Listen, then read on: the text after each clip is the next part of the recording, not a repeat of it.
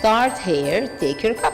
Nós estamos na Jologurt, aqui na mesa para ser herança, verdade, o conceito aqui está incrível para sobre o não tem horário, hobby bom, está ajustável, seguro na boa lifestyle, na boa ser esse dia, pois não está abrindo por dia, sorry, mas ainda acaba e não também tem dia, sorry, não oferecer lunch, pero na especialidade cara é frozen yogurt, então abo pouquíssimo hora de frozen yogurt, se boquear vanilla, chocolate, tiramisu, ou porque vai ver fruta não custa raspberry, botar para também mango, e botar para pistacho, e botar para também yogurt mesmo e hasta cookies and cream. A minha escolha como te querer, me também combinar vanilla com só que vanilla, sim, vanilla e ora aí com alguma fruta.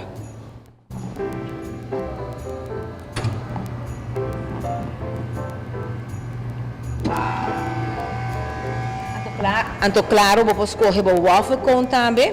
E, portanto, nós podemos combinar ele, portanto, com tiki raspberry. Sim, tiki raspberry.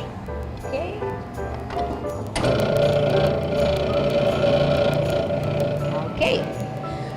Frozen yogurt, mas escolher dois, então, vamos comer sobre a minha querer comer, escolher par de fruta.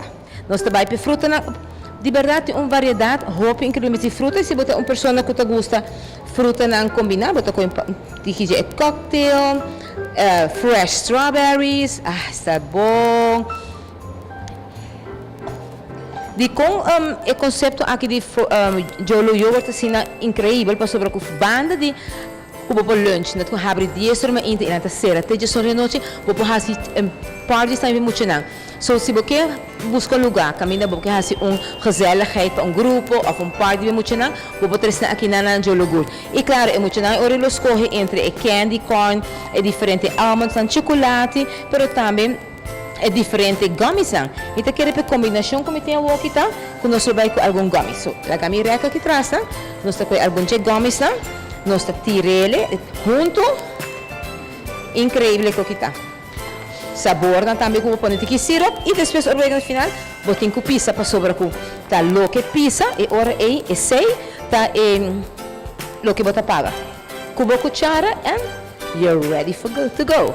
Então aqui Jologurt aqui na passeio herança botem escorrência super great para bocadinho algo lekker para muito para festa, pero também hasta para lunch e na tabrita de sonor de a noite.